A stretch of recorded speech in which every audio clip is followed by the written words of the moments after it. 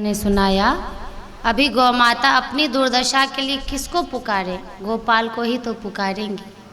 लेकिन क्या गोपाल हम सबके हृदय में बसे हैं। गोविंद, गो का दो अर्थ होता है, ध्यान दीजिएगा। गौ का एक अर्थ होता है गाय, और एक गौ का अर्थ होता है इंद्रियां, जो हमारी दो दस इंद्रिय एकादश इंद्रिय हैं, उसको भी गौ कहा जाता है। विंदति, गाम विंदति यह सह गोविंदः। विंदति अर्थात गाय की जो रक्षा करते हैं वही गोविंद है।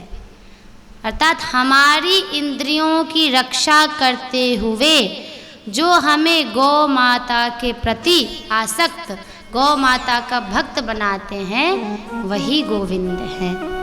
तो गोविंद यहाँ निवास कर रहे हैं। वो कहाँ से आएंगे? हमारे हृदय में ही तो प्रकट होकर आएंगे।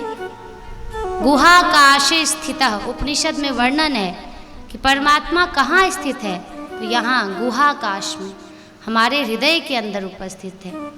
क्यों नहीं दिख रहे हैं? तो बस एक ही कारण है, वो क्या है? इंद्रियों के हम दास बने हुए हैं। हम गोविंद के, हम गोपाल के दास नहीं हैं, हम इंद्रियों के दास हैं। तो जब तक इंद्रियों के दास हम बने रहते हैं, काम क्रोध मद लोभ मोह इनके चक्कर में फंसे रहते हैं, तो निश्चित ही हमें गोविंद की अनुभूति अपने हृदयाकाश में नहीं होती है। ऐसा माना गया पद्म पुराण के अनुसार कि गायें जिस समय चरने की इच्छा करती हैं, गायों का एक समय होता है चरने का, वो ऐसे ही नहीं घूमती हैं। इच्छा पूर्वक यदि वो चरती, उस समय यदि कोई मनुष्य उन्हें चरने से रोकता है, जैसे गोचारण भूमि पता है ना, जैसे गाय घास चरती हैं, उस समय यदि उन्हें कोई रोकता है तो उस मनुष्य को पितृदोष लगता है। हम नहीं कह रहे हैं, ये पद्म पुराण कह रहा है। यदि हम पुराणों में आस्था विश्वास रखते हैं, यदि पुराणों की बात सत्य है, तो इसको भी सत्य मानिए कि जब गौचारण भूमि में जब गौ माता जाती हैं चरने, तो यदि कोई व्यक्ति उनको रोकता है, उसको महान पितृदोष लगता है। और आप सबको पता है कि पितृदोष के कितने नुकसान हैं। हम सब पितृतर्पण क्यों करते हैं? पितृदोष से ही मुक्ति के लिए ना। और अगर पितृदोष लग गया तो उस व्यक्ति के जीवन से सारे सुख, सारी समृद्धि, सब कुछ नष्ट हो जाता है। पितृदोष का एक सबसे बड़ा दुष्परिणाम होता है कि उसके व्यक्ति से कभी ना कभी किसी की अकाल मृत्यु हो जाती है। और हम जिनसे प्रेम करते हैं वो अगर अकाल मर जाए तो हमें कितना कष्ट होता है। तो कभी भी जीवन में ध्यान रखना चाहिए कि हमें पितृदोष ना लगे। ऐसा हम कोई भी आचरण ना करें जिससे हमें पितृदोष लगे।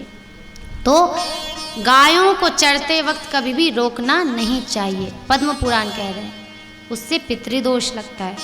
और यदि किसी व्यक्ति के पास सामर्थ्य ना हो पितरों को श्राद्ध करवाने का, बहुत अत्यंत गरीब है, जो दीन है, अगर उनके पास सामर्थ्य नहीं है तो कहा जाता है कि कुछ भी ना हो तो केवल गाय को घास खिला दीजिए, तो उस श्राद्ध का पूर्ण रूपेण फल मिल जाता है। सोचिए कितना सरल उपाय पुराणों ने बता रखा है।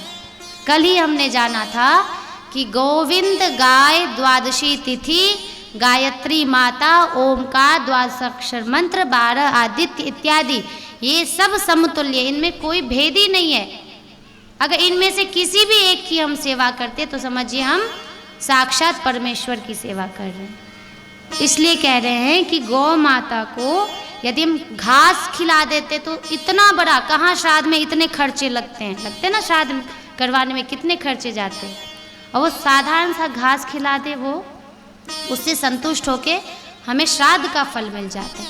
आदित्य पुराण के अनुसार गाय को यदि हम नमक युक्त भोजन खिलाने से हमें पवित्र लोक की प्राप्ति होती है, उत्तम लोक की प्राप्ति होती है। तो क्या ही कहें, गौ की महिमा, दिन बीत जाएंगे, वर्ष बीत जाएंगे, लेकिन वो खत्म नहीं होने वाला। लेकिन बशर्ते हम उसको समझें और उसको प्रयोग में लाएं, तब तो केवल सुनने से कार्य नहीं बनेगा। तो इस प्रकार यहाँ गौ माता की महिमा सुनते हुए हम सब प्रारंभ कर रहे गोकर्णोपाख्यान। कल हम यहीं पर विश्राम दिए थे। तो आप सबने सुना होगा कि एक बहुत आत्मदेव नामक एक ब्राह्मण थे। उन्होंने कहा, तुंगभद्रा नदी के पास एक नगर बसा हुआ था। वहाँ आत्मदेव नामक ब्राह्मण थे। तुंगभद्रा तटे पूर्वम अभूत्पत्तनम उत्तमम यत्र वर्णः स्वधर्मेण सत्य सत्कर्म तत्परः। तो आत्मदेव ब्राह्मण हर रूप से ब्राह्मण कहलाने योग्य थे। तात्पर्य अत्यंत तेजस्वी थे, त्रिसंध्या करते ही थे। ब्राह्मणों का कर्तव्य 3 समय संध्या करना ही चाहिए। जो ब्राह्मण त्रिसंध्या नहीं करते उनका संपूर्ण ब्रह्म तेज नष्ट हो जाता है, संपूर्ण। और वही ब्राह्मण फिर अगले जन्म नीच योनि में जन्म लेते हैं, फिर उनको ब्रह्म की प्राप्ति नहीं होती है, जो ब्राह्मण त्रिसंध्या वंदन नहीं करते। तो इस प्रकार आत्मदेव बहुत पवित्र ब्राह्मण थे। ब्राह्मण के जितने कर्तव्य हैं वो करते थे। और उनकी पत्नी का नाम क्या था? धुंधली। ये सब कथा आप लोगों ने बहुत बार सुनी है और समय का अभाव है, इसलिए हम इसको थोड़ा संक्षिप्त से बताते हुए हमें इस कथा से प्रेरणा क्या मिल रही है उसको कहते हुए आगे चलेंगे। तो एक दिन आत्मदेव ब्राह्मण दुखी होकर आत्महत्या करने की कोशिश करने लगे, क्योंकि संतान के बिना जीवन कहा जाता है कि वो जीवन अंतिम जीवन नहीं होता है, क्योंकि कौन हमें अग्नि देगा, कौन हमारा श्राद्ध करेगा, यही सब सोच सोच के वो दुखी हो रहे थे। तो जब वो दुखी हो रहे थे तो एक सन्यासी आए। सन्यासी ने पूछा कि क्या बात है, किस चीज़ का कष्ट है तुम्हें? तो उन्होंने कहा कि मुझे यदि आप मेरा कष्ट मिटा सकते हैं हे ब्राह्मण, हे सन्यासी, तो मुझे विवेकेन भवेत् किम मे पुत्रम देहि बलादपि। अभी मेरा विवेक भी नष्ट हो गया है। सन्यासी उनको समझा रही कि ये जीवन क्षण भंगुर है, तुम छोड़ के चले जाओगे इस शरीर को, तो फिर पुत्र की कामना क्यों कर रहे हो? एक दिन सब पुत्र, पति, पिता सब कुछ छूट जाते हैं, माता सब छूट जाता है और हम केवल शरीर के राख बन के रह जाते हैं। इसलिए हे ब्राह्मण, शोक मत करो। अगर तुम्हें जीवन व्यतीत ही करना है तो भगवान के भजन में करो। लेकिन कहते ना, नाश काले विनाश काले विपरीत बुद्धि। तो यहाँ पर वो कहते हैं, सन्यासी कहते हैं, विप्राग्रहं दृष्ट इति विप्राग्रहं दृष्ट्वा प्राब्रवीत् स तपोधन चित्रकेतुर्गतः कष्टं विधि लेख विमार्जनात्। सन्यासी समझा रहे हैं कि हे ब्राह्मण, समझो, विधाता के लेख को मिटाने का हठ मत करो। ऐसा हठ करने से राजा चित्रकेतु को बहुत कष्ट उठाना पड़ा था। अर्थात यदि हम अपने लिए ये प्रयास करते हैं कि मुझे ये सुख मिल जाए, उसके लिए हम हठ पूर्वक कहते कि नहीं, मैं तो ये प्राप्त करके ही रहूँगा, मैं विधाता के विधान को मिटा के रहूँगा, तो निश्चित मानिए कि वो फिर सुख निश्चित दुख रूप में परिवर्तित हो जाता है। और ये कथा हमें ये प्रेरणा दे रही है। क्यों? क्योंकि ऐसा समझिए कि हम इस जन्म में मनुष्य तो बने हैं, क्या इसी जन्म में मनुष्य बने हैं? क्या हमारा पिछला जन्म मनुष्य का ना होगा, या इससे पहले कभी ना हुए होंगे? तो हमारे जो पुण्य और पाप कर्म है वो संचित हो के, अर्थात अगर दोनों आधा आधे हिस्से में बटा हो तो मनुष्य जन्म मिलता है। और यदि हम कुछ भी पाप कर्म करते हैं जो पिछले जन्म का, माना कि इस जन्म में हम बहुत अच्छे व्यक्ति हैं, हम हमेशा दूसरों के हित के बारे में सोच रहे हैं, भगवान का भजन कर रहे हैं, ना झूठ बोल रहे हैं, मतलब जितने गुण हैं, सद्गुण है, सब हमारे अंदर है, फिर भी यदि हमें कष्ट मिल रहा है, हम रोग से सताए जा रहे हैं, व्यक्तियों से, वस्तुओं से सताए जा रहे हैं, तो वहाँ पर हठ नहीं करना चाहिए उस दुख को दूर करने का, क्योंकि वो प्रारब्ध कर्म है। श्री रामकृष्ण परमहंस जी का आपने नाम सुना होगा, बहुत सिद्ध संत हुए हैं। तो रामकृष्ण परमहंस जी को कैंसर हुआ था। तो किसी ने उनसे पूछा कि आप तो साक्षात काली आपको दर्शन देती हैं, आप तो साक्षात काली के महान भक्त हैं, आपको अपना पुत्र मानती है, अनन्यता है आपकी उनके प्रति, तो क्या आप उनसे ये कहकर अपना ये कैंसर नहीं छुड़ा सकते हैं? देखिए कितना, यही संतों का यही लक्षण है, यही उत्तर है कि अगर मैं तो अभी इस शरीर में बंधा हुआ हूँ और अगर मुझे दूसरा जन्म नहीं लेना है, मुझे अपनी माँ के पास अब हमेशा के लिए जाना है, हमेशा के लिए वापस मुझे नहीं आना है। तो अगर मैं उनसे अनुरोध करता हूँ कि मेरा ये कष्ट दूर कर दीजिए, तो पक्का है कि मेरा जो संचित कर्म है, संचित कर्म, वो मुझे अगले जन्म में भी भोगना पड़ेगा। जो मेरा प्रारब्ध कर्म है वो भी मुझे अगले जन्म में भोगना पड़ेगा। इसलिए मैं अपने उस प्रारब्ध को काट रहा हूँ इस भयानक बीमारी के द्वारा। तो कभी भी हम अगर देखें किसी अच्छे व्यक्ति को वो कष्ट में है तो उसका मजाक नहीं उड़ाना चाहिए। क्या हो गया, बड़ा अच्छा ही दिखा रहा था, बड़े बड़े उपदेश की बातें करता है, बड़ा ये कर, जीवन में कष्ट ही तो मिला नहीं। वो समझिए कि वो उनका अंतिम जन्म है। जब हमें कोई ऐसे व्यक्ति दिखे और वो कष्ट में दिखाई दे रहे, उनके पास धन का अभाव है, उनके पास रोग है, कष्ट है, तो कभी भी उनका मजाक नहीं उड़ाना चाहिए, क्योंकि ये समझना चाहिए कि ये अपने प्रारब्ध को भोग रहे और ये जन्म इनका अंतिम जन्म है। कहा जाता है कि भक्तों का अपराध भगवान को कदापि वो बर्दाश्त नहीं है। इसी पर एक लघु कथा है। श्री भाई जी का नाम सुना होगा आपने, हनुमान प्रसाद पोद्दार जी का। तो एक बहुत बड़ा सेठ था, धर्मात्मा भी था जी, बस थोड़ा सा। तो वो धर्मात्मा भी था, लेकिन उसको ना भाई जी से ईर्ष्या हो गई थी। मतलब ऐसे ईर्ष्या, जाके प्रणाम तो करता था, लेकिन उसको लगता था कि सब भाई जी को ही इतना सम्मान क्यों देते हैं, मैं भी तो सम्मानी हूँ, मैं भी धनवान हूँ, धर्मात्मा हूँ, इतना बड़ा दान करता हूँ, इतना बड़ा पुण्य करता हूँ, इनको क्यों सम्मान दे रहा है। तो उनको सामने तो प्रणाम करता भाई जी को, लेकिन पीठ पीछे जाके उनकी खूब बुराई करता। अरे तुम नहीं समझोगे, ये लोग ढोंगी होते हैं, पाखंडी होते हैं, जो भी अपना फल निंदा की बातें। तो ये भगवान को कदापि बर्दाश्त हुआ। जब उसकी मृत्यु हुई तो वो कुत्ते का बच्चा, पिल्ला जिसको कहते, उसमें उसका जन्म हुआ। तो राधा बाबा जब जप करते थे तो बार बार वो आके उनको वो जैसे आवाज़ होती वो चिल्लाता था। उनको समझ में नहीं आई कि ये बार बार आके मुझे क्यों डिस्टर्ब कर रहा है मेरे भजन में। तो हमारी बुद्धि मोटी है, इसलिए हम उसको सूक्ष्मता से नहीं देखते, लेकिन संतजन हर बात को, हर परिस्थिति को बहुत सूक्ष्मता से समझते हैं। तो उन्होंने ध्यान अवस्था में देखा तो वो पिल्ला कोई नहीं, वो सेठ था जो अपने मुक्ति के लिए राधा बाबा के पास गया था कि मुझे मुक्त करो इस देह से, इस देह में बहुत कष्ट है। और तब वो भाई जी से ये बात बताते हैं कि ऐसे ऐसे इसकी कथा ऐसी है कि ये आपसे ईर्ष्या करता था और आपकी पीठ पीछे बुराई करता था, इसलिए इसको ऐसा जन्म मिला है। तो भाई जी ने भगवान से प्रार्थना की, तो भगवान ने कहा कि मेरा मान भले टल जाए, भक्त का मान मैं कभी नहीं टालता हूँ। जो भक्त का अपमान करता है वो मेरे नज़र में सबसे बड़ा अपराधी है। तो लेकिन संत जन क्षमा, जिसके अंदर क्षमा है वही संत है। उन्होंने कहा नहीं, हे प्रभु आप इसका उद्धार कीजिए, आप इसको अपने नित्य लीला में प्रवेश दीजिए, ये मेरा निवेदन है। तो भक्त की बातें भगवान कैसे टाल सकते हैं। उसी क्षण उस पिल्ले की मृत्यु होती है, उसकी नित्य लीला में प्रवेश होता है।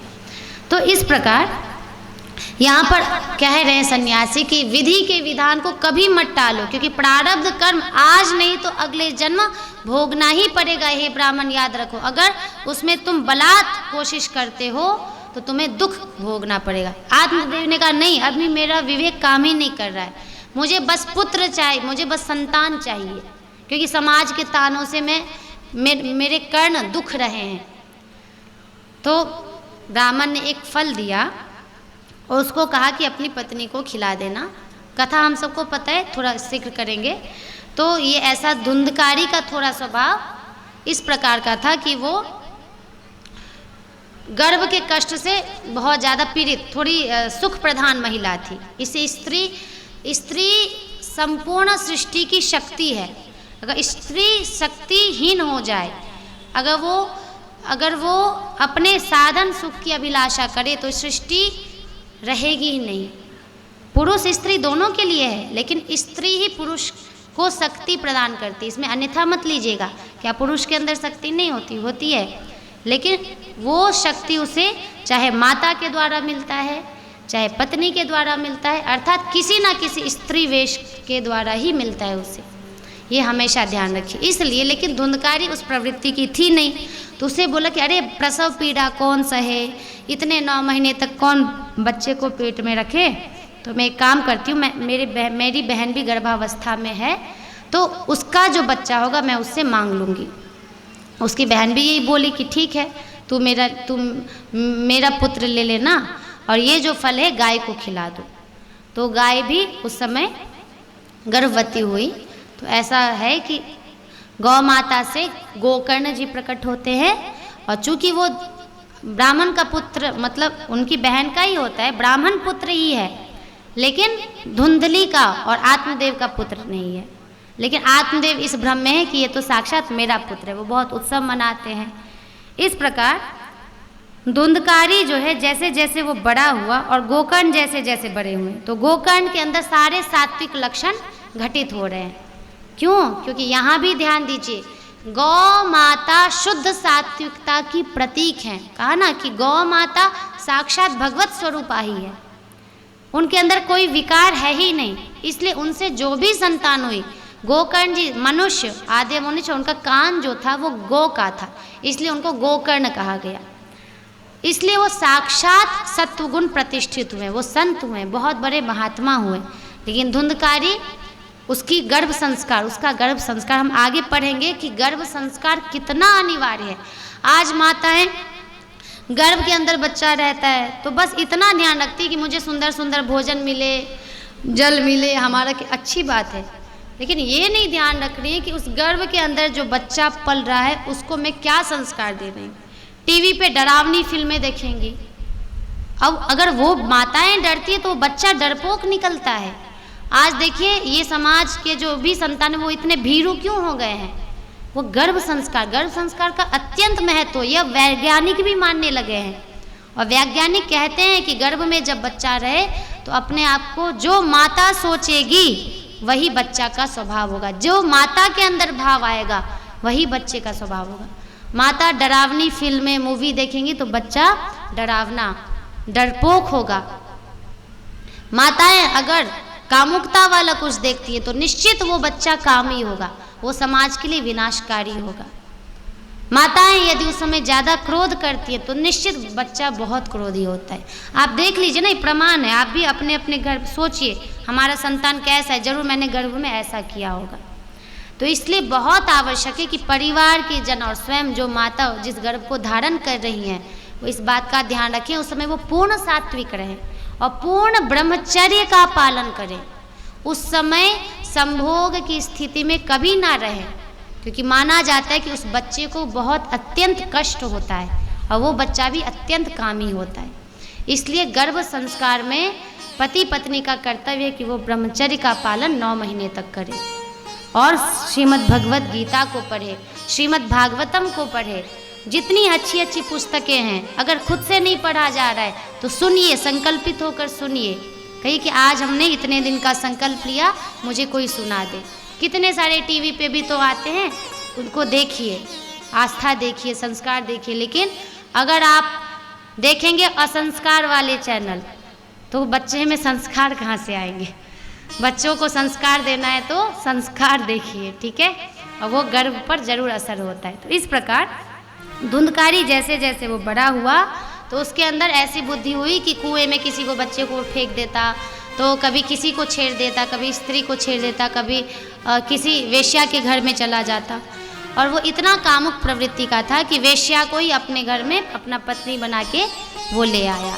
और तब गोकर्ण जी की प्रेरणा से आत्मदेव सन्यास की ओर जाते हैं और आत्मदेव को इस समय कष्ट हो रहा है। सन्यासी की बात याद आ रही कि हे आत्मदेव, विधि का विधान मत टालो, अत्यंत दुख को प्राप्त होगे जैसे महाराज चित्रकेतु प्राप्त किए।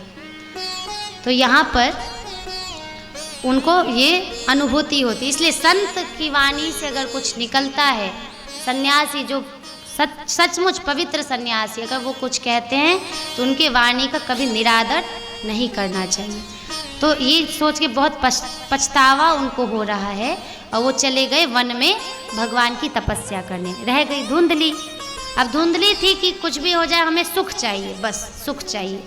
तो इस चक्कर में बेटे ने ऐसा सुख दिया कि माता को इतना पीटा धन के लिए, इतना पीटा कि वो खुद वो कुएं में जाके वो आत्महत्या कर ली।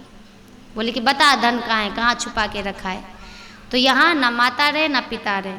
फिर उस धुंधकारी, अब चूंकि वो वेश्या को बना के पत्नी लाया था, तो वेश्याएं तो केवल धन की लोभी होती हैं।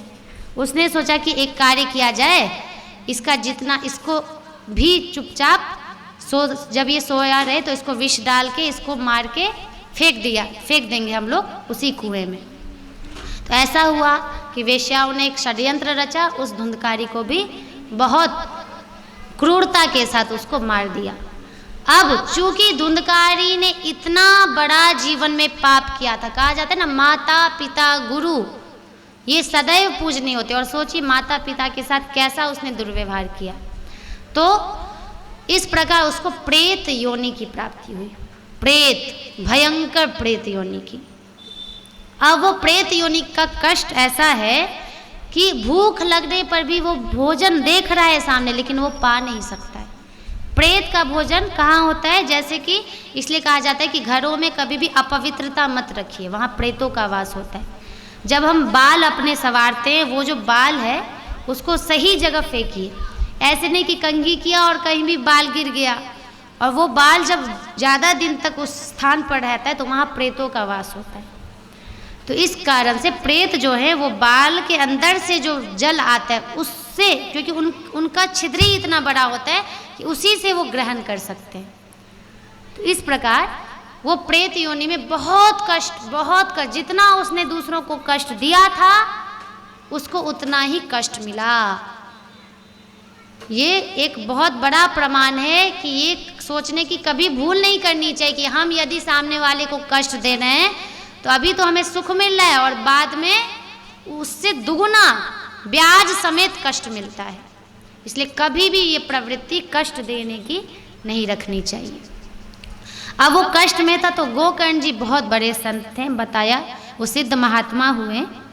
तो गोकर्ण के पास वो प्रेत रूपी धुंधकारी आता है और अपना भयानक रूप दिखाते हैं। कभी वो हाथी बन जाते हैं, कभी भैंसा, कभी सिंह, ऐसे बन के उनको डराता है। लेकिन महात्मा ही ऐसे होते हैं जो हमें एक छिपकली दिख जाए तो हम डर जाते हैं बाथरूम में, छिपकली आ गया, झिंगुर आ गया, कितने मतलब भीरू स्वभाव के हो गए। और अभी ऐसा है कि बच्चों को ज़्यादा डर लगता है। रात्रि में वो कहीं शौचालय वो जा ही नहीं सकते हैं अकेले, कहेंगे चलो तुम भी हमारे साथ चलो, उनको लगता है पीछे कोई है। और हॉरर फिल्म देख के तो और डरावने, कोई रहता नहीं फिर भी लगता रहता है पीछे है। लेकिन जब भगवत बुद्धि आती है तो भगवान में इतना दृढ़ विश्वास होता है कि भक्त को सर्वत्र भगवान दिखते हैं। भूत प्रेत की तो कोई, वो तो नगण्य है, उनका तो कोई महत्व ही नहीं है भक्त के नज़र में। तो अपने आप को यदि हमें दृढ़ साहसी बनाना है तो भगवत भजन और भगवत बुद्धि सर्वत्र रखनी ही चाहिए। इस प्रकार वो जब डराता है तो गोकर्ण जी पूछते हैं, कस्त्वम उग्रतरो रात्रौ कुतो यातो दशामिमां किं वा प्रेतः पिशाचो वा राक्षसोऽसीति शंसनः। हे प्राणी तू कौन है, रात्रि के समय ऐसे भयानक रूप मुझे क्यों दिखा रहा है, और तेरी यह दशा कैसे हुई, हमें बता तो सही। तू प्रेत है, पिशाच है अथवा कोई राक्षस है, कौन है तू? तो प्रेत कहता है, अहम भ्राता त्वदीयोऽस्मि धुंधुकारीति नामतः स्वकीयेनैव दोषेण ब्रह्मत्वं नाशितं मया। कि हे गोकर्ण जी, मैं तुम्हारा भाई हूँ, मेरा नाम है धुंधकारी, मैंने अपने ही दोष से अपना ब्राह्मणत्व नष्ट कर दिया। देखो ब्राह्मण है, धुंधकारी ब्राह्मण है। अब जिनको ये भ्रम है कि ब्राह्मण कुल में ही हम उत्पन्न हो गए तो हमें मोक्ष मिल जाएगा, ये भ्रम कभी मत रखिए। क्योंकि जन्मना जायते शूद्रः कर्मणा द्विज उच्यते। कर्म से ब्राह्मण होते हैं। ब्राह्मण कुल में जन्म ले लिया और सेखी भगाने लगे, हम ब्राह्मण है, हमें तो ब्रह्म मिल ही जाएंगे, हम ना, बिल्कुल नहीं। यहाँ प्रमाण कौन है? धुंधकारी। उसने आचरण किया, जैसा आचरण किया उसे वैसा उसकी वैसी योनि मिली। इसलिए सबसे बड़ा साधन है आचरण। बारंबार हम अपने जीवन में देखें कि हमारा आचरण कैसा है। अभी क्षण में मैंने क्या किया, इस क्षण क्या किया, इस क्षण क्या किया। तो जैसे जितनी बार हमारे श्वास चल रही है उतने बार मन के अंदर जो दोष बैठा हुआ है उस पर ध्यान देना चाहिए कि हमारे मन का दोष हमारे क्रिया में ना आ जाए। इसलिए हमें मन को स्वच्छ करना है। तो यहाँ कह रहे कि मैंने अपने ब्राह्मणत्व को नष्ट कर लिया, मेरे कुकर्मों की गिनती नहीं है। मैं तो महान अज्ञान में भटक रहा था और इसलिए मैंने बहुत से लोगों की हिंसा की, माता पिता के साथ दुर्व्यवहार किया। हे भाई, तुम तो दया के समुद्र हो, मेरा उद्धार करो। तो गोकर्ण ने कहा कि भाई आश्चर्य है, तदर्थम तु गया पिंडो मया दत्तो विधानतः तत्कथम नैव मुक्तोसी ममाश्चर्यम इदम मत। मुझे ये आश्चर्य लग रहा है कि तुम्हारी जैसे ही मृत्यु हुई, धुंधली माता की हुई तो उनका भी हमने पिंडदान करवाया, तुम्हारी मृत्यु हुई तो गया में मैंने जाके पिंड किया। तो गया जी में पिंडदान करने से माना जाता है कि सभी आत्मा को मुक्ति मिल जाती है। नहीं, आश्चर्य कि तुम्हें मुक्ति नहीं मिली।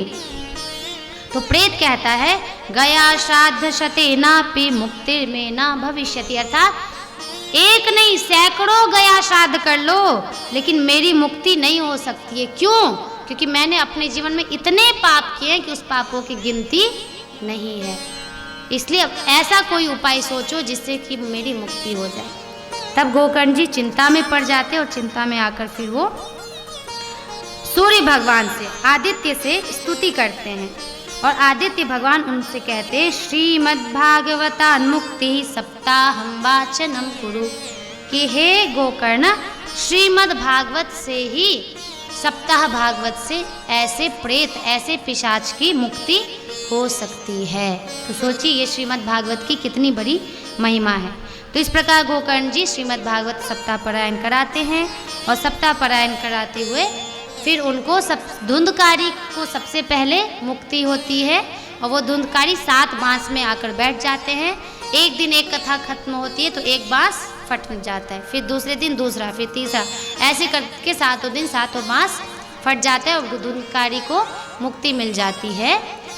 और चूँकि उसने बहुत ध्यान से कथा सुना था इसलिए कथा में तो बहुत सारे लोग बैठे थे लेकिन सर्वप्रथम मुक्ति धुंधकारी को ही मिलती है। क्यों? क्योंकि वो उत्तम श्रोता बनकर बैठा हुआ था।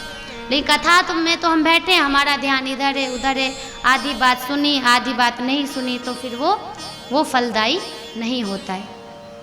तो गोकर्ण जी जब फिर गोकर्ण को साक्षात उनके पार्षद भगवान के लेने आते हैं तो कहते हैं कि इन लोगों का भी उद्धार होना चाहिए जो सामान्य श्रोता है।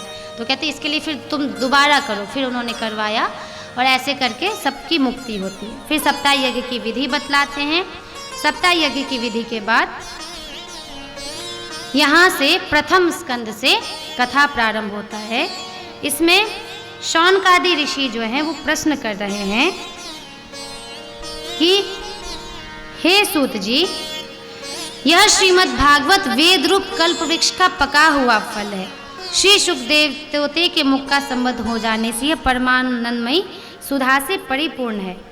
तो आप मुझे ये बताइए कि जिस समय भी कोई इसके श्रवण की इच्छा रखते हैं ईश्वर उसी समय अविलंब उनके हृदय में आकर बंदी बन जाता है। तो ऐसी कथा हम भी सुनना चाहेंगे। तो ये कथा प्रारंभ होती है कि नैमिषे निमिष क्षेत्रे ऋषयः शौनकादयः सत्रम स्वर्गाय लोकाय सहस्र समासत। नैमिषारण्य क्षेत्र में शौनकादि ऋषि भगवत प्राप्ति की इच्छा से सूत जी के पास बैठते हैं।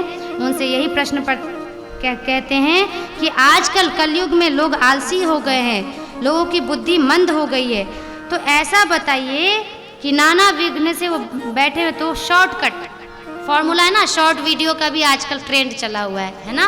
शॉर्ट वीडियो सबसे ज़्यादा व्यूज़ आता है। क्यों?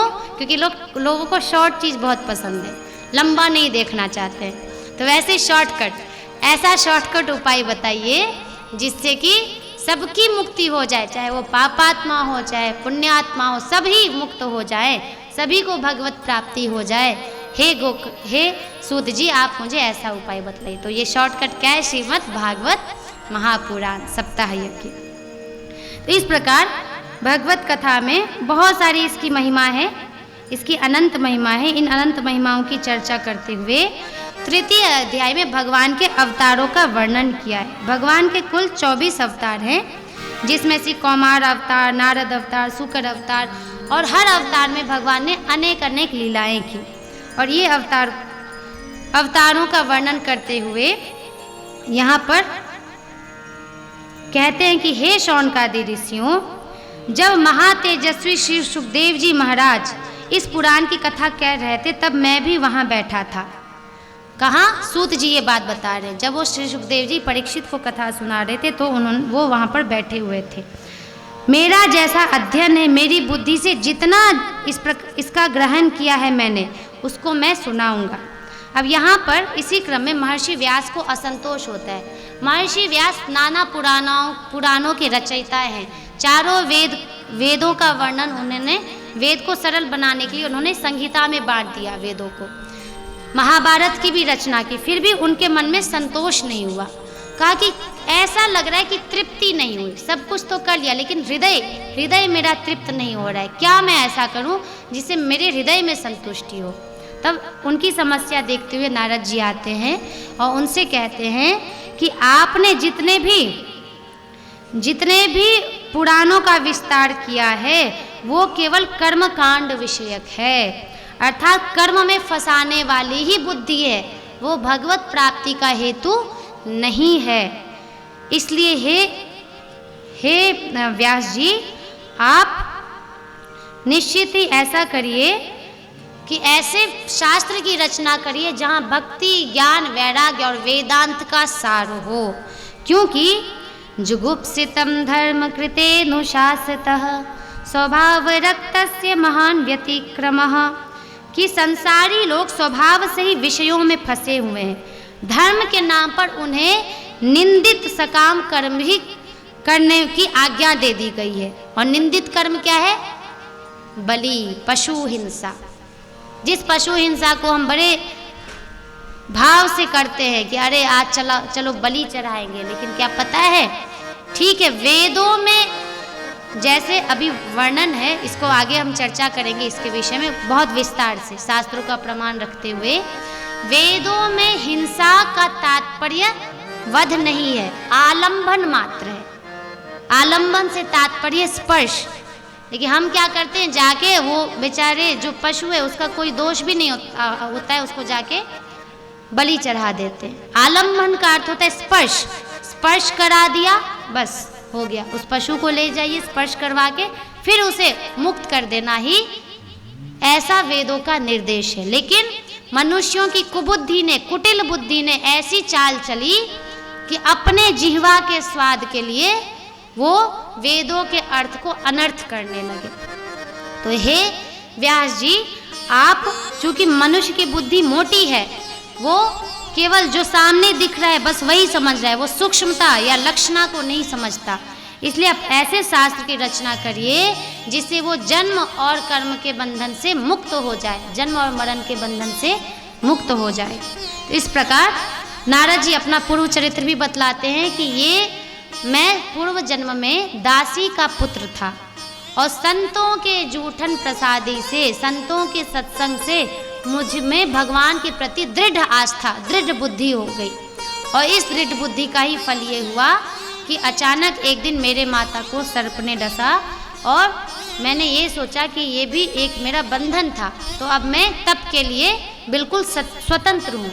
और मैं तप करने के लिए वन में गया, और जब मैं वन में गया तो बहुत तपस्या की, तो अचानक भगवान मेरे हृदय में प्रकट हुए और उन्होंने मुझे ये आदेश दिया कि हे नारद, तुम इस जीवन में मुझे प्राप्त नहीं कर सकते हो, अगले जन्म में तुम मेरे साक्षात परम भक्त होगे, इसलिए तप करके यहीं अपने शरीर का त्याग कर दो।